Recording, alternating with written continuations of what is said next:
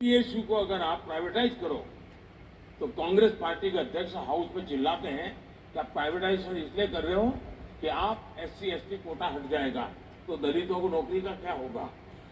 आपने 9000 इंस्टीट्यूशंस में से एससी एसटी ओबीसी कोटा खत्म कर दिया है। अगर ये सवाल मैं पूछता हूं, और ये जो खान मार्केट गैंग है वो मोदी ने बाएं पैर पहले रखा क्यों, दाहिना क्यों नहीं रखा, इसके लिए एक एक सप्ताह तक देश का समय बर्बाद करते हैं। उनको फुर्सत नहीं है कि एससी एसटी ओबीसी के आरक्षण की रक्षा के लिए उन्होंने भी आवाज उठाई। और तब जाकर के मैं खुल करके कहता हूं कि एक इकोसिस्टम जो उनके पापों को संवारने का ही काम करती है और दूसरों के अच्छाइयों को बुरे में कन्वर्ट करने के लिए अपनी पूरी शक्ति लगा देती है, और देश को उससे मैं सचेत करना चाहता हूं। अब महाराज जब सब जगह पे फेल हो गए तो उन्होंने जुडिशरी का रास्ता पकड़ा, अदालतों में जाकर के बैठ जाना, हो हल्ला करना और परिस्थितियों को बदलने की कोशिश करना। ये बहुत चिंता का विषय है देश के लिए। आप में योग्यता है, क्षमता है, सही है, लोकतंत्र है, चुनाव लड़ो, पार्लियामेंट में आओ, अपनी बात रखो, शरत करती है तो उसको रोको। तरीके हैं, करने नहीं, हवा बिगाड़नी है। अब ये कहते हैं कि मोदी संविधान बदल देगा। अब इंदिरा जी ने कहा हाईकोर्ट का फैसला मैं नहीं मानूंगी, इमरजेंसी लाई। ये इसी चट्टे बट्टे के लोग हैं जी। उनके लिए चुनाव लोकतंत्र की श्रद्धा नहीं है, चुनाव सत्ता प्राप्त करने का जरिया है। उनकी श्रद्धा लोकतंत्र में, मतदाता में, संविधान में, भारत के रूल्स एंड रेगुलेशन में नहीं है। और इसीलिए मैं जो परिवारवाद के खिलाफ बोलता हूं ना, क्यों बोलता हूं? क्योंकि लोकतंत्र के प्रति श्रद्धा जब समाप्त हो जाती है तब जाकर के आपको परिवार के वाद के भरोसे चलना पड़ता है। और ये सारे लोग, कोई मुझे कहे, कोई किसी कॉन्स्टिट्यूंसी में जाकर के कहे कि मैं मेरा बेटा आपको सुपुर्द कर रहा हूं, ये कौन सा लोकतंत्र है जी? ये कौन सा लोकतंत्र है? जनता जनार्दन तय करती है जी। वो पापा की कॉन्स्टिट्यूंसी है। सवाल वही है। वो तो एल्बम तो दिखा रहा, आदि से शुरू होता है एल्बम। सलाम इंडिया में हमारे प्लेइंग फील्ड नहीं है, कोई बेल पे है, कोई जेल में है, तो लड़े कैसे? लेवल प्लेइंग फील्ड की बातें करते हैं। अब देखिए, नाचना नहीं तो आंगन बांका, ऐसा कहती कहावत है ना, नाच न जाने आंगन टेढ़ा। हाँ, ऐसी कहावत है। अब पराजय निश्चित है। अब सवाल यह है कि एक तो है भी मॉरल विक्ट्री घोषित करो, दूसरा है ईवीएम को गाली दो। अब आपने देखा होगा कि तीसरे चरण के बाद ईवीएम मैदान में आ गया। ईवीएम के लिए रोना धोना, आंकड़े कोई आए, बाद में कोई नहीं आए। ड्यूरिंग इलेक्शन हर हफ्ते सुप्रीम कोर्ट में विवाद खड़े कर दिए जाते हैं। मतलब बहुत सोची समझी रणनीति के तहत भारत के लोकतंत्र की दुनिया में प्रतिष्ठा न बने। भारत का लोकतंत्र बहुत जीवंत है, भारत के मतदाता बहुत जागरूक हैं, भारत की चुनाव प्रक्रिया ट्रांसपेरेंट है। इस पर वो सवालिया निशान खड़ा करना चाहते हैं ताकि दुनिया में, और ये छोटी नहीं है जी, इसको गंभीरता से लिया जाए। और जो भी भारत को प्यार करते हैं उन सबको इस संकट को समझना होगा कि ये मामला सिर्फ ईवीएम कह करके चुनाव का पराजय का ठिकाना फोड़ने वाला इतना नहीं है। भारत की लोकतांत्रिक प्रक्रिया को ही सवालिया निशान दुनिया में लग जाए, ये इनका इरादा है। भारत में बेइज्जती, भारत की दुनिया में बेइज्जती हो, इसका खेल है। और मोदी जीत जाए तो आज दुनिया में जितनी इलेक्टेड गवर्नमेंट्स हैं, यानी ट्रू सेंस में डेमोक्रेटिक बॉडीज है, इस चुनाव के बाद भारत का प्रधानमंत्री दुनिया की सीनियर कैटेगरी में आ जाएगा।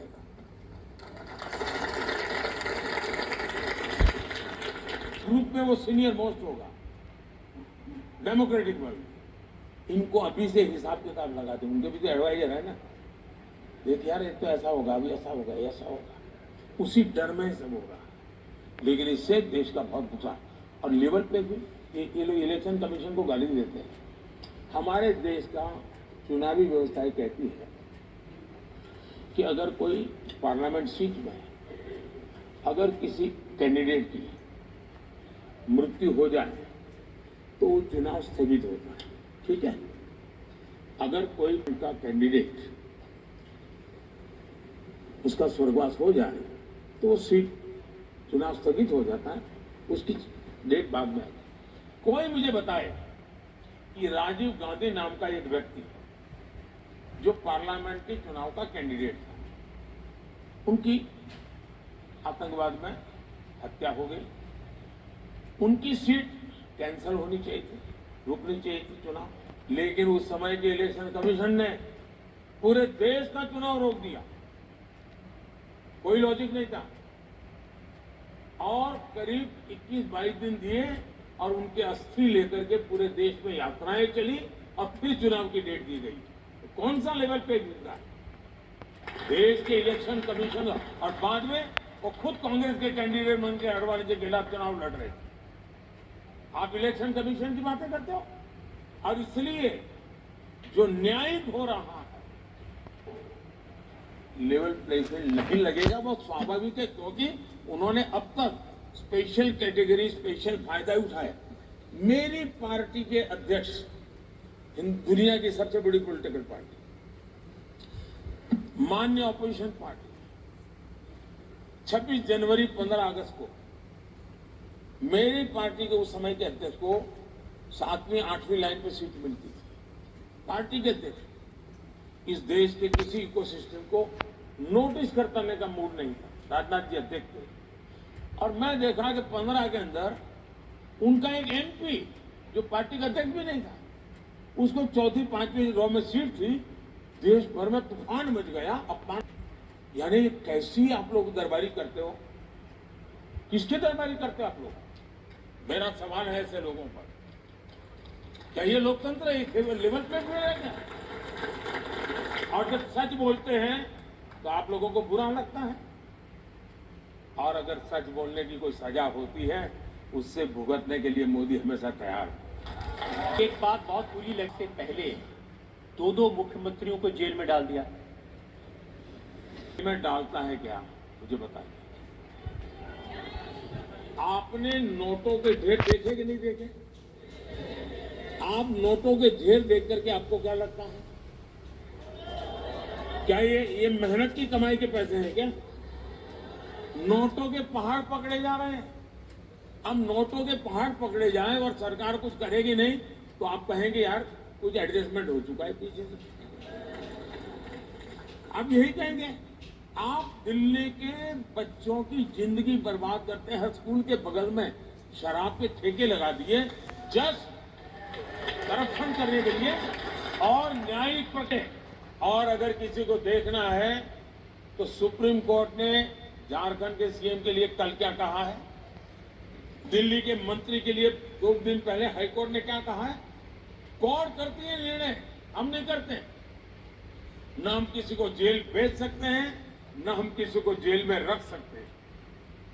ये निर्णय अदालत। और मेरा मत है, अगर रेलवे के टिकट चेकर को आप तनख्वाह देते हो, उसका काम है ट्रेन में टिकट चेक करे और बिना टिकट वाले को जुर्माना करे, उसका काम है। आप काम करने वाले की तारीफ करोगे कि नहीं करोगे? मान लीजिए कहीं से हेरोइन पकड़ा गया 1500 करोड़ का, तो हेरोइन पकड़ने वाले को आप तारीफ करोगे कि नहीं करोगे? किसी गांव में किसी जगह पे चोरी हो गई और किसी पुलिस वाले ने हिम्मत करके चोरी पकड़ ली, तो गांव वाले मिलकर के करते हैं। ईडी 2200 करोड़ रुपया कैश पकड़ के लाया है। देश में पब्लिकली ईडी का सम्मान होना चाहिए। चिल्लाते क्यों हो? इसका मतलब है कि 2200 करोड़ आपका गया है। आप में तो कोई दर्द है क्या? 2200 करोड़ गया है उसका? आप में से किसी को दर्द है क्या? जिसको दर्द है वो रो रहा है, वो चिल्ला रहा है। मतलब 2200 करोड़ का कहीं से उनका हिस्सा है। अब उनके 10 साल में 34 लाख रुपया कब्जा हुआ। एक स्कूल बैग में बच्चा लिख करके जाए इतना। हमने 2200 करोड़ पकड़ा, मतलब 70 टेम्पो चाहिए, 70 उसको भरने के लिए। ईडी काम कर रहा। और मेरा एज ए प्राइम मिनिस्टर मैं 2014 का चुनाव इसी मुद्दे पर लड़के आया हूं। देश की जनता ने इसी काम के लिए मुझे बिठाया है। मोदी जी, पहले ऐसा नहीं होता था, आपने ये नई चीजें शुरू की हैं। कोई नेताओं को नहीं पकड़ता था, वो राजनीति में आते इसलिए थे कि करें और बचे रहें। देश की जनता यही कहती है कि आप छोटे छोटे लोगों को तो जेल में डाल देते हो, बड़े खिलाड़ी छूट जाते हैं। अब ये देश में होगा नहीं। मुझे किसी के कोई मेरा अच्छा मेरे लिए एडिटोरियल लिख दे, इसलिए मैं सरकार नहीं चलाता हूं। किसी टीवी पर मेरी हेडलाइन अच्छी आ जाए, इसके लिए मैं सरकार नहीं चलाता। मेरे देश के लोगों की जिंदगी बने, मेरे देश से भ्रष्टाचार चला जाए, इसलिए मैं सरकार चलाता हूं। आपकी सरकार के अरे लीजिए, वो पहले वाली बात है। सबसे बेस्ट काम कर रहा है, सबसे उन्नति हो रहा है देश का। मोदी अच्छा नहीं तो और कौन अच्छा है? इतना पार्टी आया, इतना गया, कोई देश का भलाई किया? वो जब तक रहेंगे तब तक देश चलाएंगे। लाइटिंग दी, पानी दिया, पेंशन दी, वोट देता है मेरे को। अच्छा, वोट तो दोगे? वोट देंगे जरूर, लाजमी देंगे। कुछ ना मिला। अरे हम पहले नहीं कि योगी मोदी के लिए काम ऊपर खाना हम देखा कुछ के वोट कहीं के देगी, हमें खाएगा देना, पैसा देना। घर हमारा बढ़ा दिया, अच्छा शौचालय हमारे बढ़ा दिए, 500 रुपये बिल चढ़ा हमारे। और क्या भाई, माता मोदी है जब तक मेरी जिंदगी। और क्या, ऐसी सरकार तो आई नहीं। जब सरकार है भाई, बहुत आभारी हूं कि वो ऐसा खुल करके आशीर्वाद दे रही है। लेकिन जब के लोग जरा एनालिसिस करें कि बड़े बड़े नेता भी इतनी बारीकी से इतनी स्पष्टता से नहीं बोलते हैं जितना एक अनुभव किया हुआ व्यक्ति बोल रहा है। मतलब ये सच्चाई बोल रहे, ये शब्दों का श्रृंगार नहीं है, ये भीतर से निकला हुआ एक आशीर्वाद का पत्र है। और यही मेरी ताकत है। और मेरी सरकार की अगर कोई विशेषता है तो यही है, लास्ट माइल डिलीवरी। आखिरी व्यक्ति जो योजना है वो पहुंचनी चाहिए। और मुझे खुशी है कि जब मैं सुनता हूं, मुझे खुशी है कि मैं इस काम को कर पाया। और मैं दोनों, अगर ये माँ आशीर्वाद दे रही तो वो भी काम इतनी ही लगन से करता हूं, और चंद्रयान जाता है तो वो भी काम उतनी ही लगन से करता हूं। मैं सभी सर्वांगीण विकास के पक्ष में, और मैं कोशिश करता हूं, लेकिन माताओं का आशीर्वाद मुझे हमेशा रहा है, तो मेरा सौभाग्य है। मोदी, वैक्सीनेशन का सर्टिफिकेट दिखाना था, वो अमेरिका में थे, अपने बेटे को मिलने गए थे, तो रेस्टोरेंट में जाने लगे तो उन्होंने अपने मोबाइल से दिखाया और जेब से मुड़ा तोड़ा कागज निकाला। तो उनको लगा कि हाँ, ये भारत है और ये ये समाचार सुनकर के आनंद होता है, लेकिन पार्लियामेंट में, देश के सुप्रीम कोर्ट में जिनकी धाक चलती है, ऐसे व्यक्ति जो कभी देश के वित्त मंत्री रहे लंबे अरसे तक, वे पार्लियामेंट में इस युग में ये कहे कि देश में मोबाइल कौन जानता है, इंटरनेट कौन जानता है, ये फिनटेक का तो क्या लेना देना है। और ये बहुत पुरानी बात नहीं कर रहा हूं मैं, कुछ ही वर्षों पहले की बात कर रहा हूं। और दूसरी तरफ मेरा देश डिजिटल इंडिया के दिशा G20 समूह में मैंने देखा, दुनिया का हर देश मुझे पूछता कि इतना बड़ी रिवॉल्यूशन आई कैसे। और जब लोग आज भी विदेश से मेहमान आते हैं तो उनकी एम्बेसी उनको किसी रेडी पटरी वाले के यहाँ ले जाते हैं और दिखाते हैं कि देखो ये ऑनलाइन पैसे लेगा, मुझे ऑनलाइन लेगा, लैंग्वेज नहीं जानता है तो भी। और इसलिए हमारे देश में डायरेक्ट बेनिफिट ट्रांसफर, कोविड के समय दुनिया के कई देशों ने, समृद्ध देशों ने अपने नागरिकों को पैसे देने की योजना बनाई, लेकिन दे नहीं पाए, उनके पास मैकेनिज्म ही नहीं था। आज मैं जब किसान सम्मान निधि देता हूं ना, 2000 रुपये साल में 3 बार, मुझे 30 सेकंड लगता है 11 करोड़ के खाते में पैसा जमा हो 30 सेकंड। हमने मेरे लिए टेक्नोलॉजी, जैसे मैं भ्रष्टाचार के, तो एक तो ये जो एजेंसियां वो अपना काम करती है, लेकिन मैं भी टेक्नोलॉजी के माध्यम से ट्रांसपेरेंसी लाने का काम करता हूँ। डायरेक्ट बेनिफिट ट्रांसफर हमने करीब 38 crore lakh crore direct benefit transfer किया है 10 साल में। राजीव गांधी कहते थे कि 1 रुपया दिल्ली से निकलता है तो 15 पैसा पहुंचता है। अब वो कौन सा पंजा 80 पैसे मार लेता था, क्योंकि उस समय तो पंचायत से लेकर पार्लियामेंट तक उन्हीं की सरकार थी। अब पंजे के हाथ में झाड़ू भी है, तो पहले पंजा 85 पैसे मारता था, 95 पैसा मारेगा, क्योंकि अब सफाई की सुविधा बढ़ गई उनकी। अब इसलिए आप देखिए, उस हिसाब में मैं देखूं तो 38 लाख करोड़ रुपीस अगर उस जमाने की पद्धति से चलता तो करीब करीब 28 लाख करोड़ रुपया किसी पंजे ने मार लिया होता। अब ये पैसा सीधा जाता है, उसके खाते में जाता है, तब जाकर के आवाज निकलती है। ये जो दिल की आवाज है ना, उसके कान निकलती है। अब उसको लगता है कि दिल्ली में उसका बेटा बैठा, उसका असर। देखिए, सरकारें तो पहले भी रही, ब्यूरोक्रेसी भी ये, सिस्टम भी यही थे, तो आपने ऐसा क्या बदल दिया कि अब ये सीधा पैसा जाता है, ये बूढ़ी माताएं इस तरह की बात कहती हैं? एक तो सबसे बड़ी बात यह है, हमारे देश में अब तक जो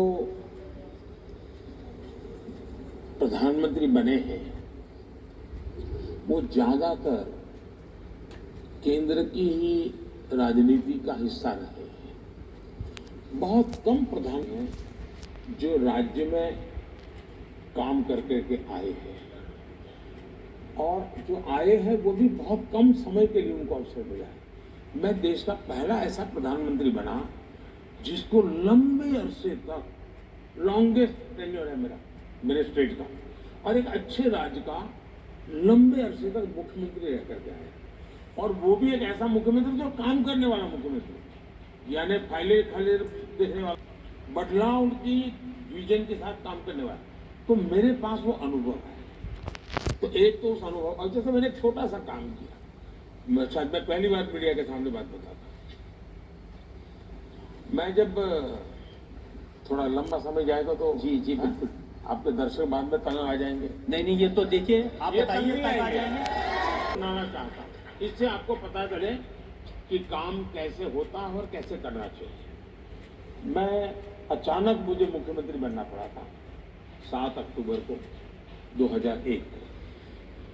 कभी एमएलए नहीं बना, मैंने कभी पुलिस थाना नहीं देखा था, मुझे कुछ ये सरकार बनकर कुछ समझ ही नहीं थी। अब एक फैक्ट ऑफ माई लाइफ, अचानक मुख्यमंत्री बना।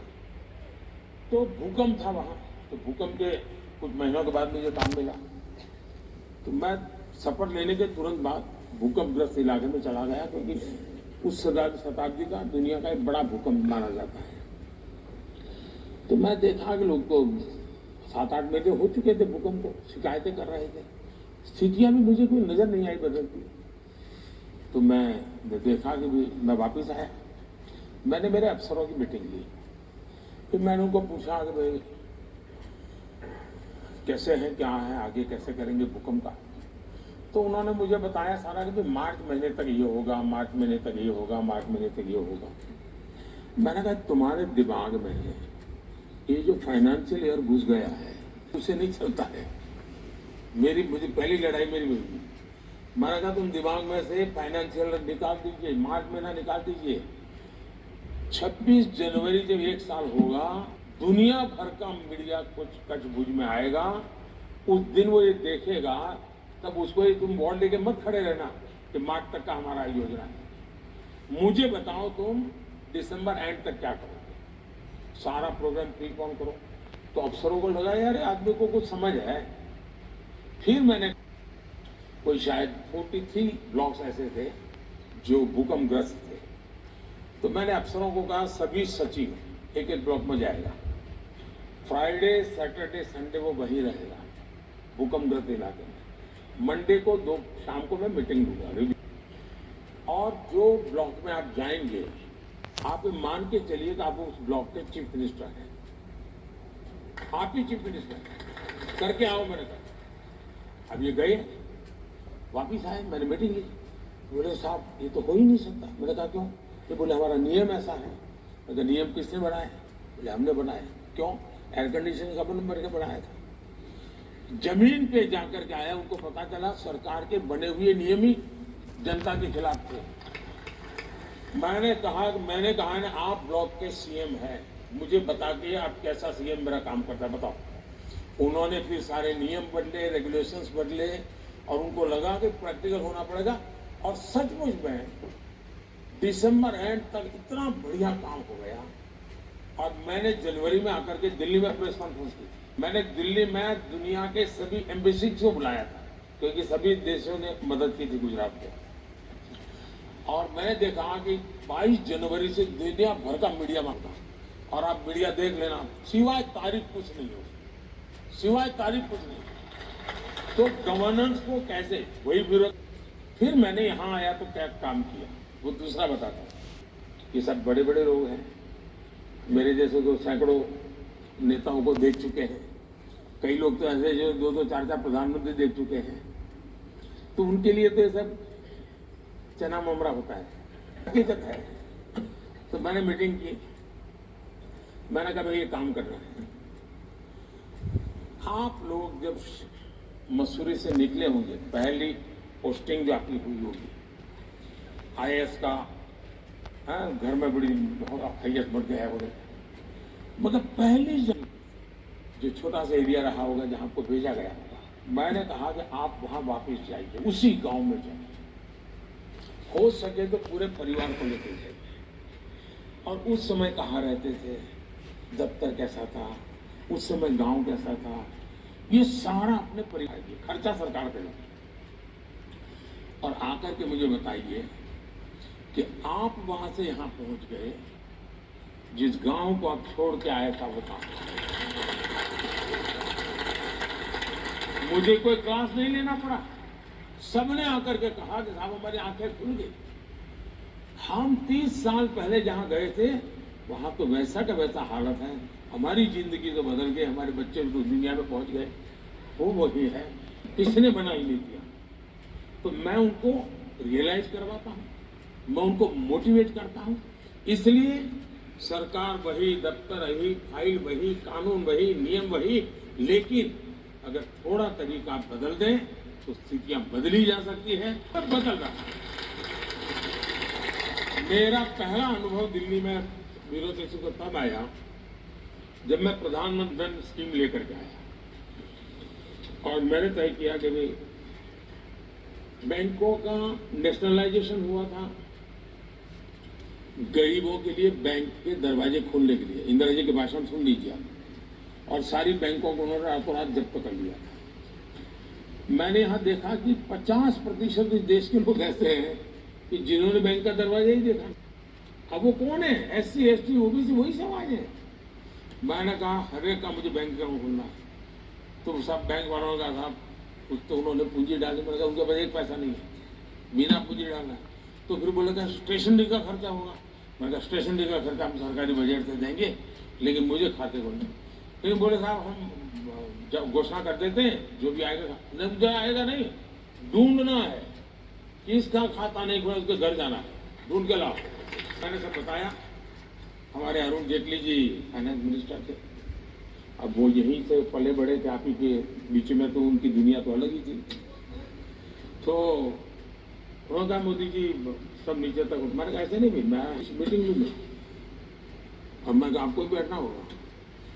तो करीब 30-40 अफसरों को हर हफ्ते में बुलाता था, बताओ भाई आज कितने अकाउंट खुले, कौन से बैंक का कितना पर।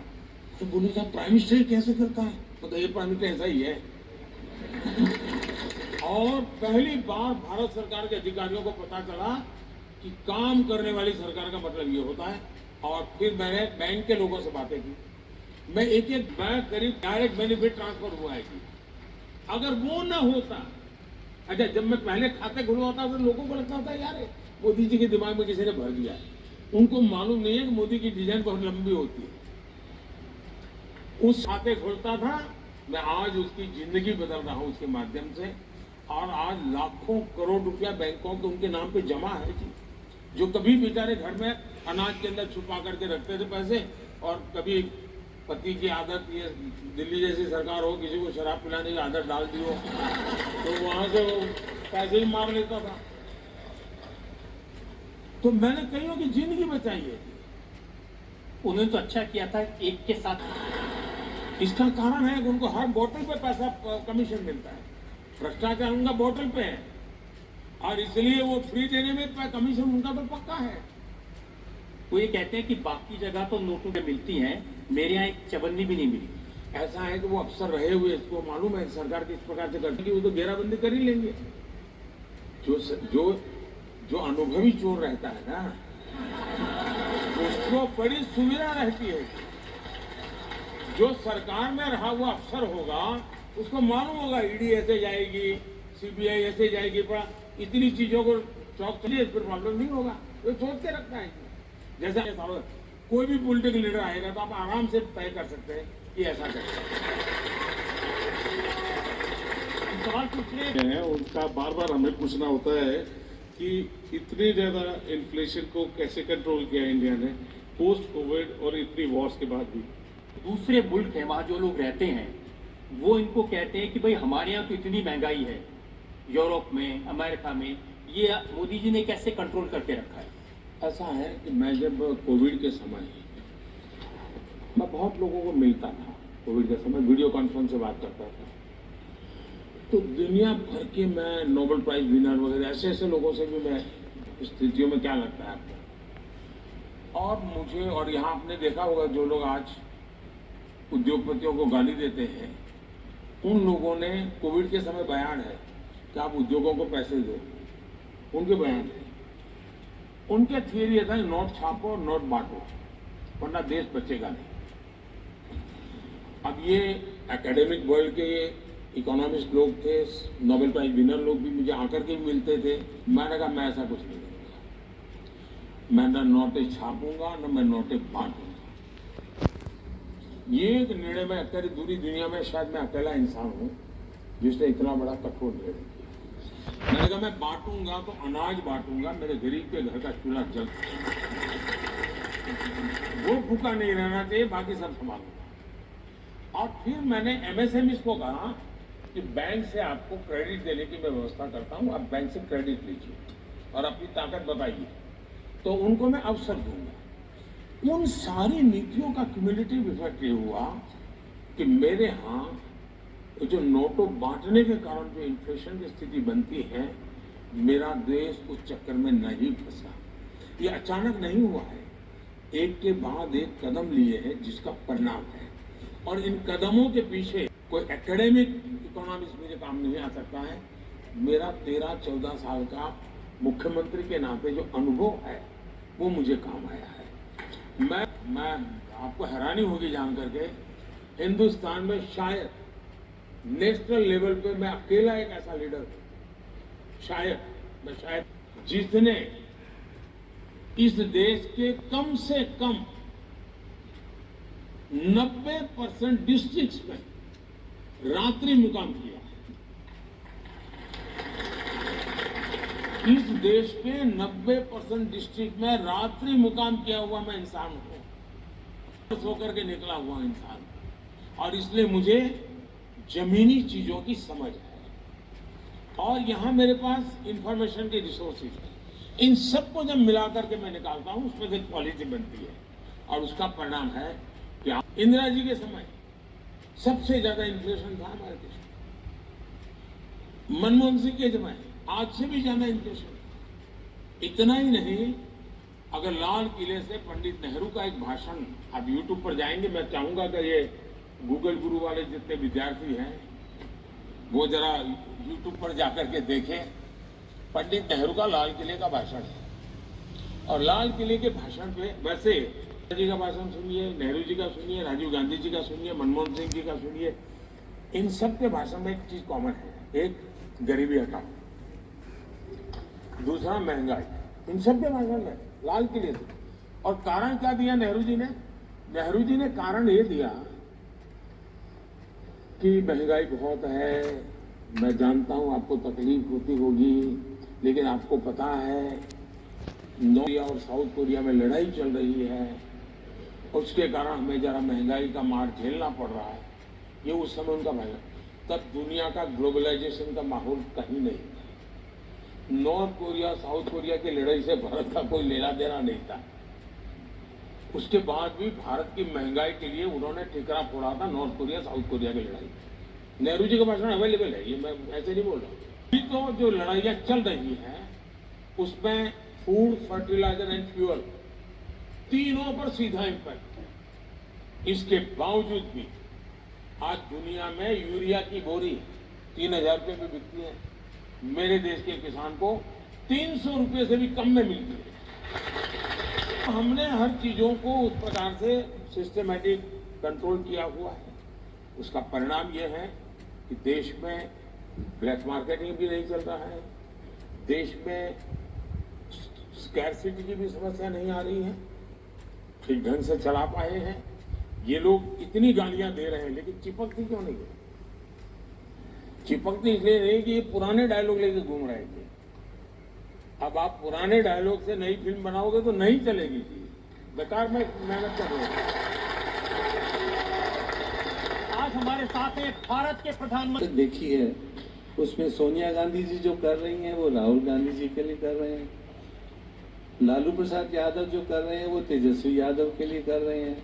ऐसे ही शरद पवार, ममता बनर्जी, ये सब नेता अपने परिवार, अपने बच्चों के भविष्य के लिए कर रहे हैं। अब जितनी अथाह मेहनत, आपकी मेहनत के मुरीद तो आपके विरोधी भी हैं। हम सभी आपसे जानना चाहते हैं कि आपके आगे पीछे तो कोई भी नहीं है, फिर आप इतनी मेहनत किसके लिए कर रहे हैं? मुझे लगता है कि हर कोई राजनीति में अभी जितने दलों के आपने नाम दिए, ये दल ऐसे हैं जिन 3 विशेषताएं कॉमन है ये इंडिया अलायंस में, और उनको जोड़ने का भी ये सभी गौर सांप्रदायिक हैं, गौर जातिवादी हैं और गौर परिवारवादी हैं। अब ये हिंदुस्तान में हर किसी के मन में सवाल उठता है। कुछ लोग अलग तरीके की बुद्धि, इतनी एनर्जी लाते कहाँ से, ऐसे पूछते हैं। कुछ लोग कहते हैं इतनी मेहनत क्या कर रहे हो, क्यों मर रहे हो यार, 10 साल हो गए। मुझे एक नेता मिलने आए थे एक बार, बहुत बड़े लीडर, पहली तब मैं 5वां साल था। बोले मोदी जी प्रधानमंत्री बन गए, इससे आगे क्या होता है दुनिया में, इतनी मेहनत क्यों करते हो, ऐसा मुझे कहा था। तो उनके एक ही प्रकार की सोच में से देश की राजनीति चली है। मैं समझता हूं कि सब लोग काम कर रहे हैं, मैं भी काम कर रहा हूं। वे भी अपनी आवश्यकता के अनुसार मेहनत करते हैं, मैं भी अपनी आवश्यकता के अनुसार मेहनत करता हूं। वे भी अपने परिवार के लिए करते हैं, मैं भी अपने परिवार के लिए करता हूं। उनके परिवार में 5-6 लोग हैं तो उनको 5-6 लोगों के लिए मेहनत करनी होती है, तो उतने घंटे में चल जाता है। मेरे परिवार में 140 करोड़ है तो मुझे ज्यादा मेहनत करनी पड़ती है। अगर मेरे परिवार में भी 5-6 होते तो मुझे भी कुछ नहीं करना, इधर से 2-4 इंटरव्यू दे देता, रजत शर्मा को चाय पिला देता, मेरी गाड़ी चल जाती। लेकिन मैं 140 करोड़ मेरे परिवारजन के लिए जीता हूं और इसलिए मेहनत भी करता हूं। उनकी जिंदगी, उनके सपने, और मैं कहता हूं आपके सपने, ये मेरा संकल्प है और मेरा पल पल आपके लिए है, मेरा पल पल देश के लिए है। और इसलिए मैं चाहता हूं कि 24/7 और 2047 मोदी जी एक अच्छा किया 2019 के जगह। मैं तो कहता हूं आप 2014 के निकाल दीजिए, यही डायलॉग है। 2019 के निकाल दीजिए, यही डायलॉग है। और 2024 में भी वही डायलॉग चल रहे हैं। जनता ने भी अपना मिजाज वैसा की वैसा रखा है कि इनकी शब्दों की कोई असर उन पर नहीं है। और निराशा है तो पहले वो कहते थे कि मोदी 400 पार आंकड़ा कैसे दे सकता है, मतलब कि उसने ईवीएम में कुछ गड़बड़ किया। अब मैं उनको पूछता हूं कि तुम आंकड़ा कहां से देते हो, तुमने वो कौन से ईवीएम को पकड़ा है बता। उनको आपने देखो गंभीर से गंभीर पेशेंट आएगा ना, तो भी डॉक्टर कहेगा नहीं चिंता मत करो, ठीक हो जाओगे। तो उनको अपने कार्यकर्ताओं को जरा दौड़ाने के लिए, मीडिया में जगह बनाने के लिए कुछ तो करना पड़ेगा। नहीं, अब problem- इतना भी नहीं कर दे भाई। अब 4 जून के बाद बेचारे परेशान हो जाएंगे। 4 दिन तक तो जिंदा रहने दो। नहीं, अब आपने कहा 2047 तक, तो कह रहे हैं मोदी जी ने बड़ा लंबा प्रोग्राम बना दिया, ये तो कहीं जाने वाली नहीं 47 तक। ऐसा है, मैं अभी भी मानता हूं कि ईश्वर ने मुझे किसी विशिष्ट काम के लिए भेजा है। परमात्मा ने मेरे लिए उपज के लिए भेजा हुआ है, वरना मैं जिस जिंदगी से निकला हूं वहां आने का कोई लॉजिक ही नहीं बैठता है। कोई रास्ता नहीं जो मुझे यहां ले आए। ईश्वर ने ही इस काम के लिए मुझे कहा है, मुझे भेजा है, और मेरा मार्गदर्शन भी परमात्मा स्वयं कर रहे हैं। मुझे रास्ता भी परमात्मा स्वयं दिखा रहे हैं। परिश्रम का, पुरुषार्थ का, पराक्रम का जो जज्बा है वो भी परमात्मा स्वयं की कृपा से मिलता रहता है, और उसी को लेकर मैं करता हूं। और मुझे पक्का लगता है कि विकसित भारत 2047 टारगेट ये भी ईश्वर ने ही मुझसे करवाया है, और जब तक पूरा नहीं होगा वो मुझे वापस नहीं बुलाएगा। और आज दुनिया में कहीं और जगह नहीं है मेरे लिए, यही है। क्योंकि हिंदुस्तान को दुनिया के लिए भी कुछ करने के लिए देश का, आप अगर विवेकानंद जी को पढ़ा होगा, श्री अरविंद को पढ़ा होगा, भारत सिर्फ एक देश नहीं है, भारत एक पर्पज को लेकर के देश है जो विश्व कल्याण उसके ही हाथों से होना है। मोदी जी, आपके लिए एक मैं दिया हूं, मेरी दुश्मनी तो अंधेरों से है, हवाएं खामखा मेरे खिलाफ है। मैं दिया हूं, मेरी दुश्मनी अंधेरों से है, हवाएं खामखा मेरे खिलाफ हैं। हवाओं से कह दो आजमा के दिखाएं, बहुत दिए बुझाए हैं, एक दिया जला के दिखाएं। मैं बहुत बड़ा आभारी हूं सबका।